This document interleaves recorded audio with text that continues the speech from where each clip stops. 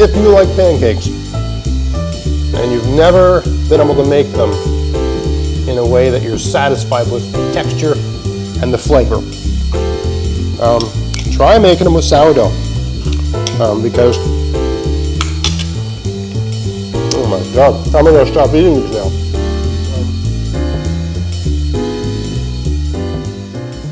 Hey, it's Greg here with MaritimeGardening.com, and I'm not in the garden today, but I am sort of growing something because I'm growing sourdough in my refrigerator, right? I use sourdough, I make sourdough bread, and there's been a sort of resurgence of interest in sourdough bread with, you know, COVID-19, the pandemic and all that sort of stuff, because people are just, I guess, becoming interested in being more self-sufficient, or maybe they just enjoy the flavor. But anyway, if you have sourdough, and perhaps you initially got your sourdough set up for making bread, but you find out quickly that you have to feed it on a regular basis. You kind of have to do something with it once a week.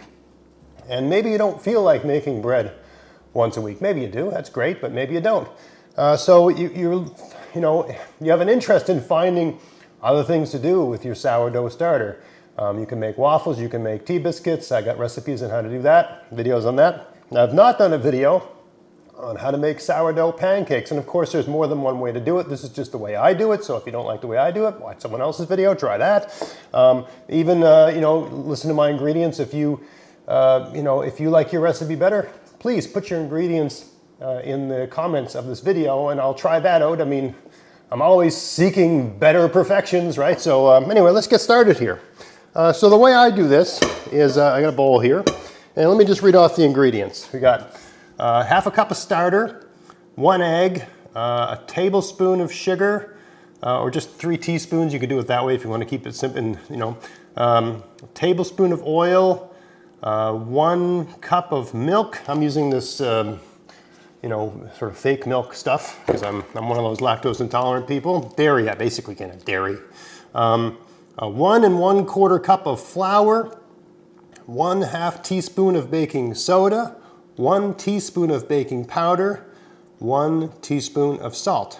That's it. All right, so let's get the dry together first here. So it's 1 1/4 cup of flour. So there's a cup, and here's a quarter.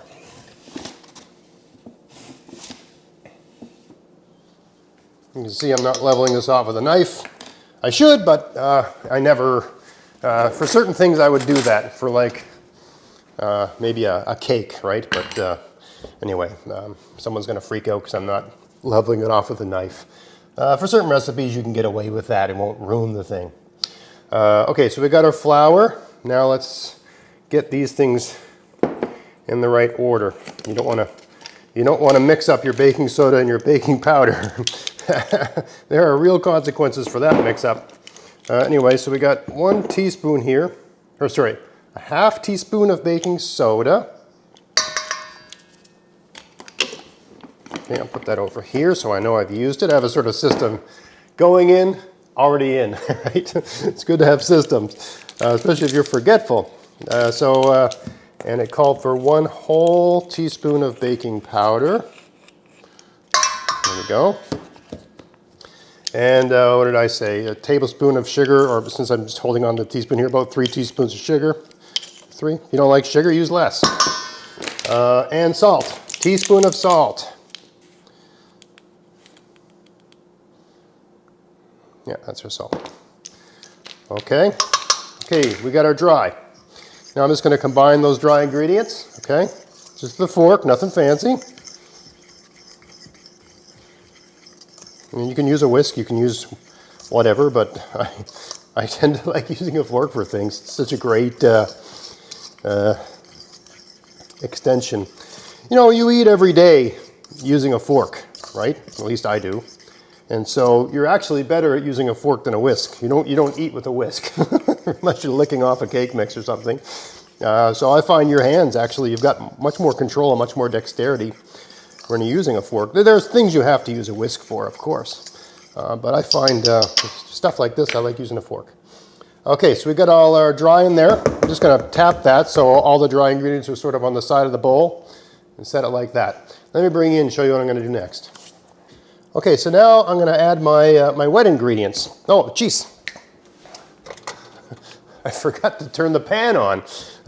Before you start anything, you should turn your pan on. I've got a fairly heavy, big cast iron pan. I mean, you've got to use something that'll hold a pretty even heat. An electric fry pan, one of those big old square ones, is great, but this is what I've got. Right? You want the biggest, flattest, heaviest bottomed fry pan you've got, or a griddle ideally. Okay, so now let's get these wet ingredients in here. So it calls for a cup of milk. Again, I'm using this sort of fake milk. I find this one's the least offensive in flavor.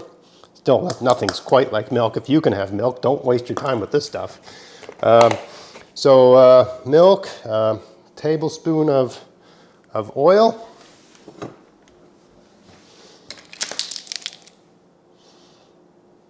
Like that.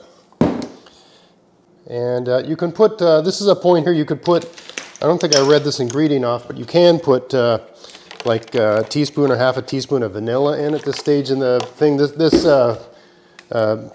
rice milk or whatever it's called is vanilla flavored. This is what my wife likes, so I really don't need to add any vanilla unless you want it to have a super vanilla flavored pancake.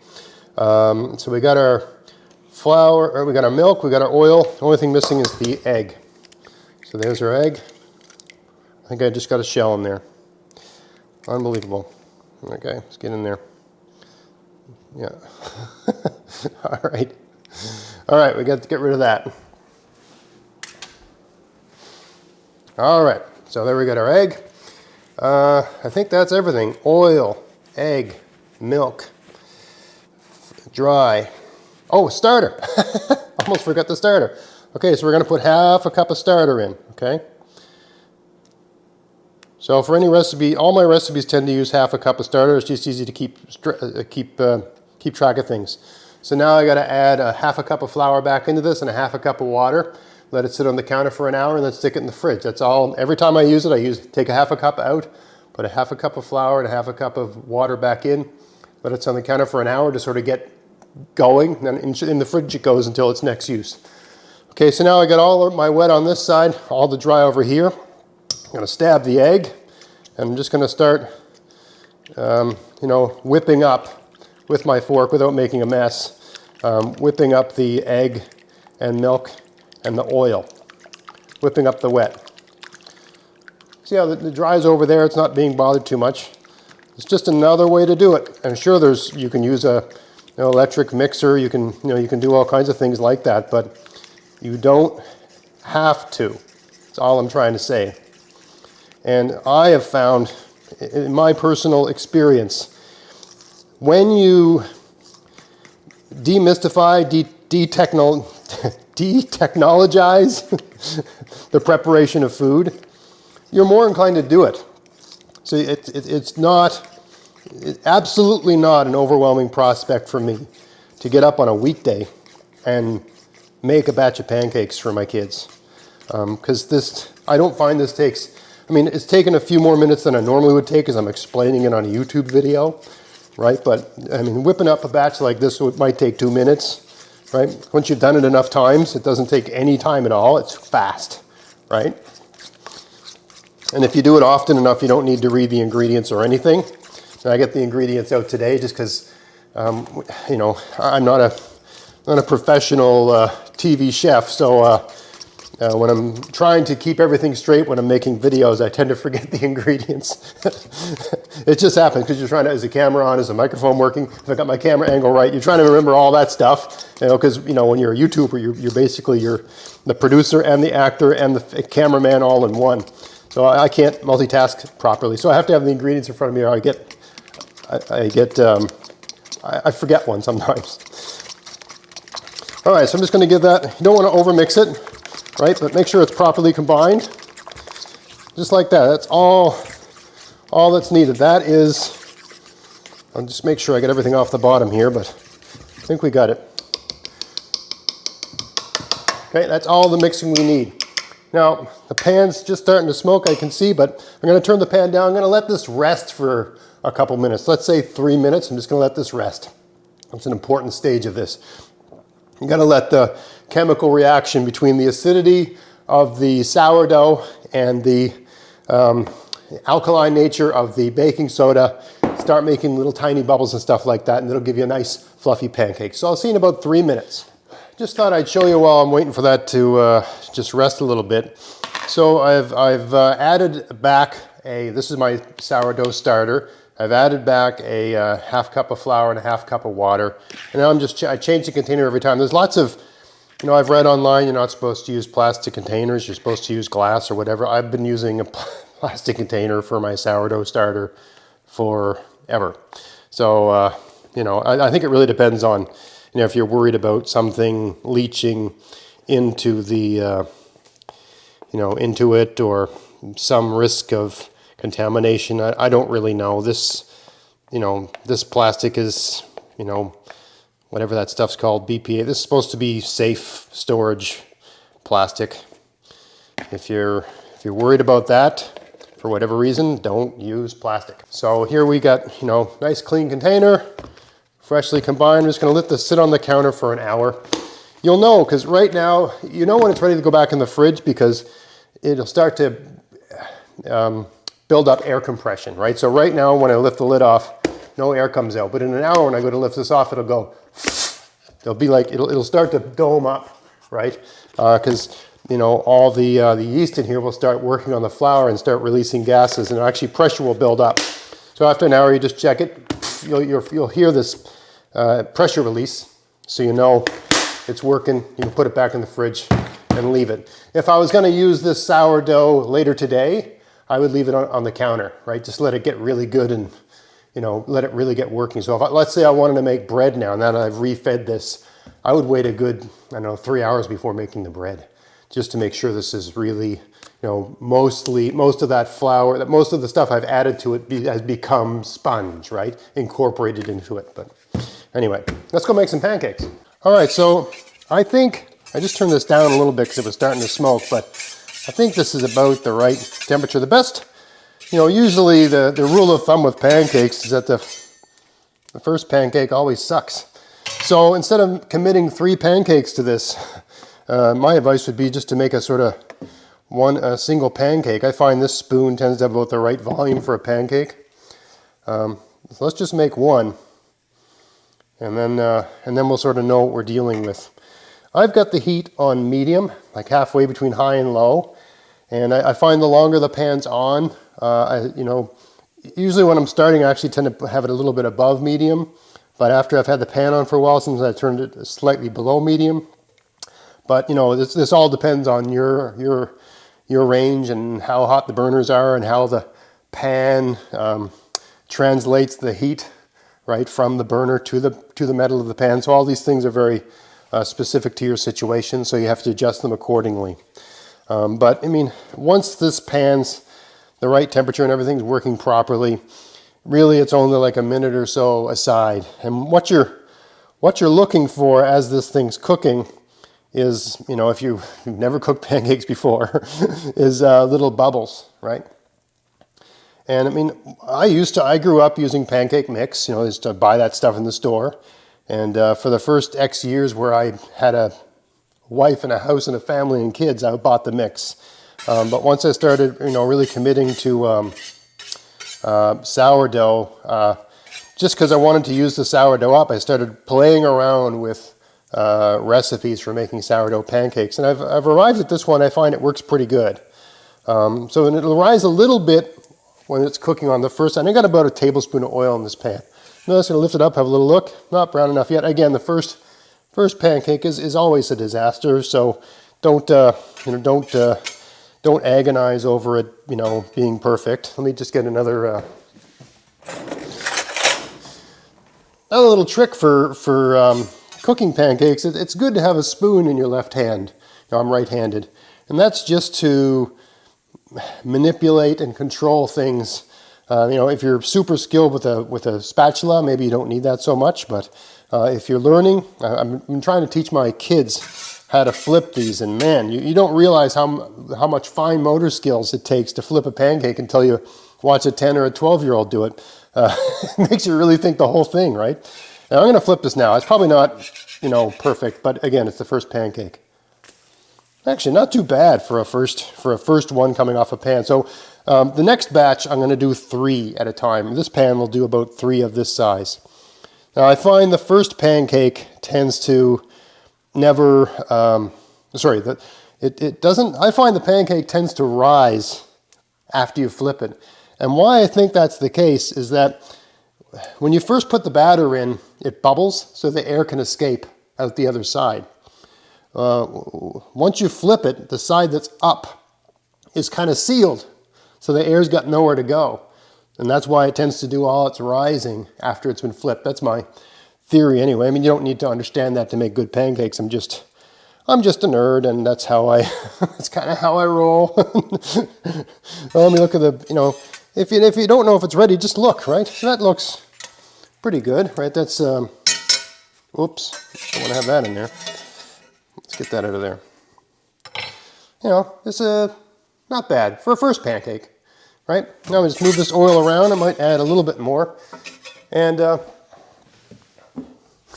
you might have a different, some people use a dry pan or a Teflon pan. And I don't have Teflon here, but if you have a Teflon pan, maybe put 2 tablespoons of oil in the mix, and maybe you don't need to oil your thing at all. But using this technique, I like to have it a bit like this. And you want the temperature of the pan, you don't want it smoking. You want it just below the smoke point of your oil. This says, you know, fancy extra virgin olive oil, but this is just regular vegetable oil, okay? The cheap stuff, right? Put it in a fancy jar. All right, so now I can do 3. All right, so we got 1. Much more delicate operation to flip them when you got 3 in a pan this size, but it's not undoable. All right, there we go. Now these ones should go a lot quicker.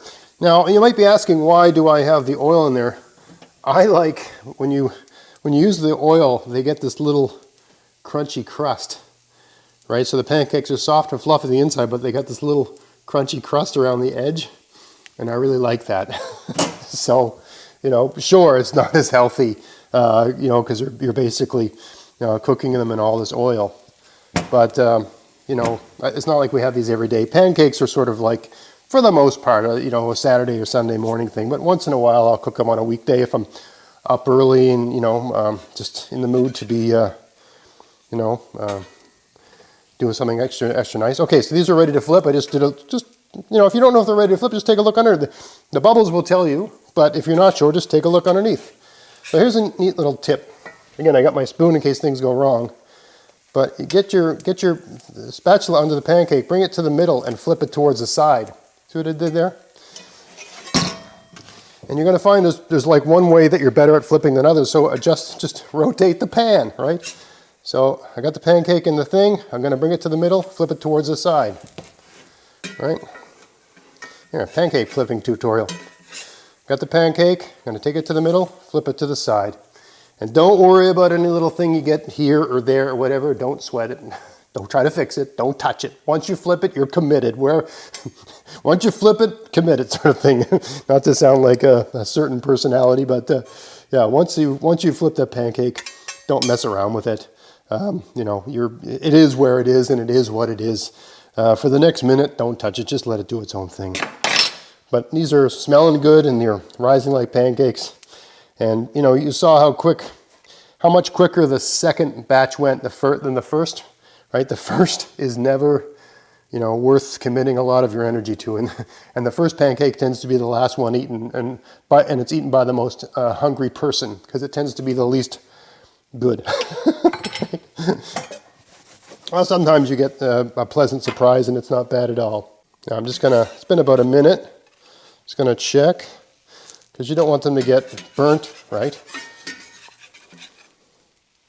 I'm just gonna give that another maybe 10, 20 seconds, and I think that batch is running. I turn the heat back up a tiny bit. I mean, when I'm saying a tiny bit, I'm adjusting the heat like a millimeter, you know, a 1/16 of an inch sort of thing, up or down, just to find that you want the pan as hot as if you're using oil, you want the pan as hot as it can be without the oil smoking, right?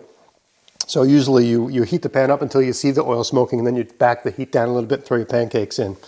That's the sort of ideal. So you're constantly, you turn it up a bit, you see smoke, you turn it down a tiny bit. You're managing your heat. Yeah, that's done, okay? We can take those out. Next batch. You get the idea. Okay, I'm going to kill the camera and do the rest of these and be back with you in a minute or two. All right, these are the last 2 pancakes and they're ready to flip, but I thought I'd show you a neat little trick. A fairly common occurrence with pancakes is that they'll join, when you're cooking them like this, they'll join together, and that can make them really messy to flip. So that's why you have this spoon. You want to keep your flipper sort of clean. You just use a spoon to separate them, and now you can flip them without, you know, the one sort of hooking onto the other one, making a, right? You can flip them clean, if that really matters. These are just little sort of nerdy pancake things, but you break them apart with the spoons so that when they flip, they don't drag, you know, grab onto each other and make a catastrophe. You know, if you want to, you know, look like you know what you're doing, that's just another little trick you can use. All right, these are ready, basically. I'll be with you in 1 second. I'm just going to move the camera around. All right, so there we are. We got about 13, you know, the recipe makes about a dozen pancakes of this size, you know, like 4 inches, right, whatever that is in centimeters, maybe, what would that be, 10 centimeter pancake diameter, okay? So it's, you know, more than enough. I got a family of 4 and there's usually 1 or 2 left over, but I guess it depends on how hungry everybody is and how much everyone can eat. So let's cut into one of those. Some of you might be shocked and chagrined that I'm not going to use maple syrup on this. I just don't have any on hand. You know, maple syrup isn't cheap. We tend to buy a bottle of it around Christmas time, and that's the only time we really use it. My kids actually prefer just the cheap stuff. And I know some people are going to say, that stuff's poison, it's killing you, and so on and so forth, but look, it's sugar, right? If you're having pancakes for breakfast, you're not, you know, you're not trying to be on the cover of Men's Fitness or whatever, right? Pancakes are not a health food, right? So I tend to make these on the weekends usually because I tend to be very active on the weekends, so I don't sweat it. Anyway,